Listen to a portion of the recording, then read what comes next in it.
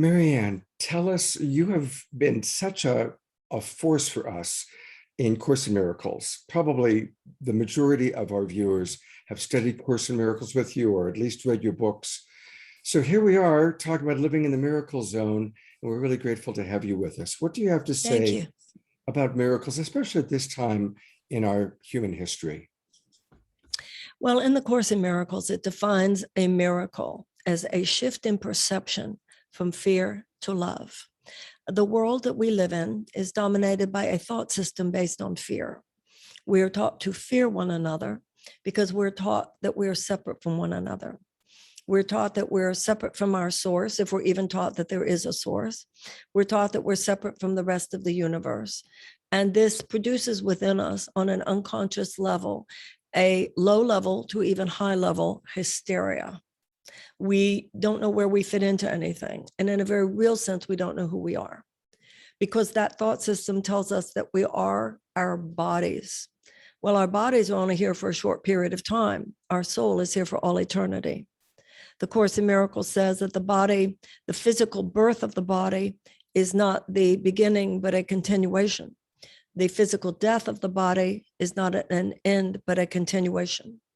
So everything that we are taught about who we are, who other people are, our place in the universe, is counter to our inner knowing.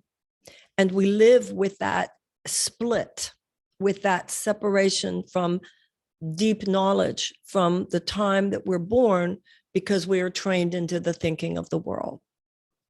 The miracle zone is the dismantling of the thought system that dominates the world, and the acceptance instead of a thought system that is based on love, a thought system that is based on the knowledge that we are ideas in the mind of God, therefore we are love, we are eternal beings. The truth of who we are cannot be changed. The physical body is just a suit of clothes we wear, that there's really no place where I stop and you start. The Course in Miracles likens the human experience as we now understand it to a wave thinking it's separate from the other waves in the ocean. If I think that I'm one separate wave in the ocean, how could I not live in constant terror that I'm going to be annihilated by a bigger wave? How could I not feel powerless as just one wave within this big ocean? If, however, I realize that, as with any wave, there's really no place where one wave stops and another starts. If I realize that, in fact, anytime any wave moves, the whole ocean is affected, then instead of feeling powerless, I feel the power of the ocean, because I realize I am one with the ocean. The miracle zone is what we come to know through the vision of spirit, rather than what we perceive through the vision of the physical eyes. And that's what the spiritual journey is. The journey of enlightenment, the Course in Miracles tells us, is a shift in self-perception from body identification to spirit identification.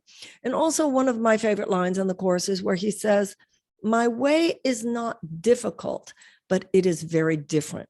Nothing that I just said was difficult. It's almost like common sense. None of that's hard. What's hard is getting over the resistance to practicing it. Now, you and I are talking, everybody is watching right now. We're all somewhat like-minded people. None of this is hard. What's hard is going out into the world, which is so dominated by thoughts that run counter to this, and actually applying these principles. But that's all that life is. All that life is in the Course in Miracles, it says each of us has a highly individualized curriculum.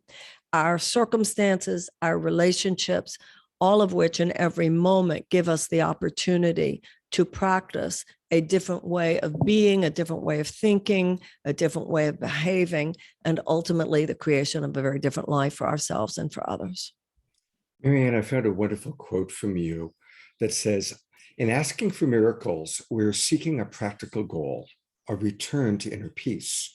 We're not asking for something outside of us to change, but something inside of us to change." And I love that quote. I'm just wondering if you could riff on it a little bit. Well, the Course in Miracles does say that the goal of the Course in Miracles is the attainment of inner peace. You know, when I was talking before about the idea that the thinking of the world is so counter to what we know. It has placed within us a profound hysteria, a sense of reality that is counter to our own inner knowing. And we can't be at peace in a random universe. We can't be at peace in a universe in which we have no sense of higher identity or higher purpose. We can't be at peace in a universe where constantly we're afraid of terrible things happening because everything outside of us seems dangerous. We can't be at peace there. We're only at peace when we know this is who I am. This is why I'm here. This is my purpose. This is how I fit in. And I am accompanied by whatever name we use for the angels that surround us, the Holy Spirit that surrounds us, the arms of God that surround us, that is guiding me and protecting me and blessing me. You can't be at peace without a sense of your spiritual reality. Now, the fact that this is a particularly interesting thing today, these days, because an overly materialistic perspective on the world has produced within us this deep spiritual discomfort. Now, the world calls it a mental health issue. No. The world is insane. The fact that we can't even bear this does not mean that we have a mental health problem. In a very real way, the fact that people are so anxious living in this insane world is a sign of mental health. If I have a broken bone, my brain produces pain because it's a signal to me I have to reset that bone. The psychic pain that we're feeling on the planet today is a signal. You must reset your thinking. You must reset your behavior.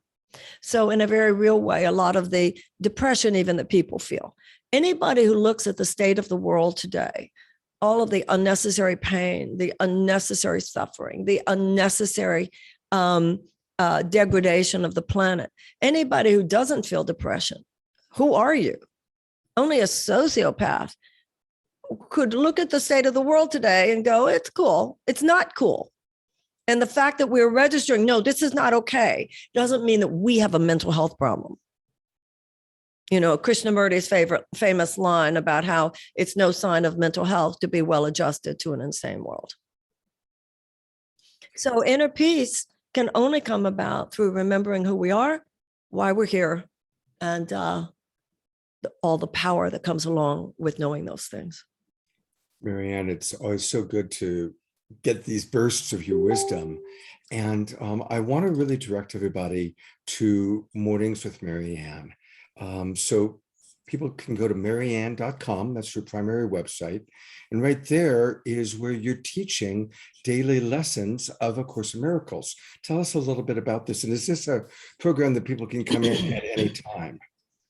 Well, yes, it's a year program, and many people like to begin, on January 1st, but you don't have to begin on January 1st. Any day you begin is the perfect day to begin. And there are 365 days of lessons in the workbook of the Course in Miracles. If you sign up for Mornings for Marianne,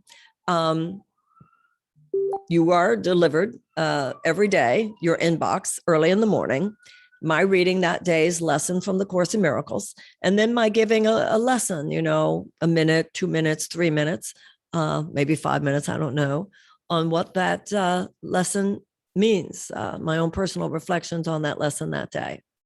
And the 365 days, the first half of the year is the dismantling of the thought system of fear that dominates the world, of which we spoke.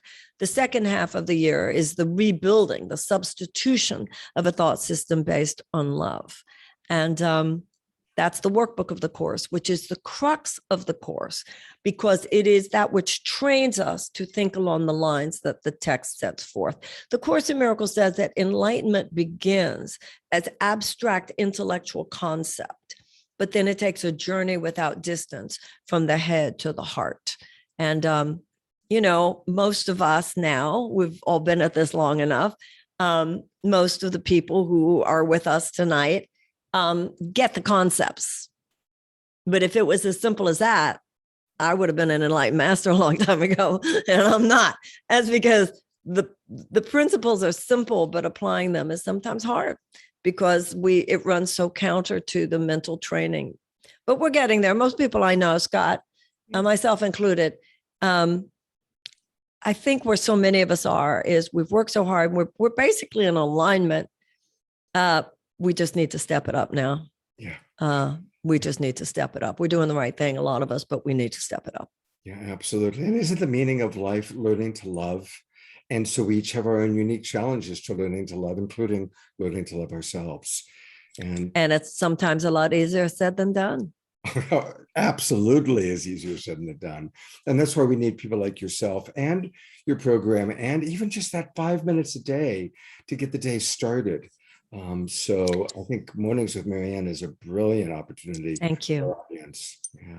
The Course in Miracles does say that 5 minutes spent with the Spirit, Holy Spirit in the morning, the Holy Spirit being the internal teacher, the internal radar system. The Course in Miracles says that 5 minutes spent with the Holy Spirit in the morning is enough to guarantee he will be in charge of your thought forms throughout the day. Wow. So, I mean, it doesn't mean that if I meditate in the morning, I will make no mistakes throughout the day, but it means a greatly reduced chance that I will make the kind of mistakes for which I will suffer for the next few months or years of my life. And most of us have made those mistakes. I interpret that to mean it's setting our compass every day, setting our compass. Absolutely. Yeah. Absolutely. Mm-hmm. Beautiful. Marianne, thank you so much for giving us some of your time, and God bless you. Thank you. You do. Thank you. It's a great tribe to be in, you and all of your friends, and of course, Marcy, who I love so much. So have a wonderful, wonderful evening, and thank you for having me. Absolutely.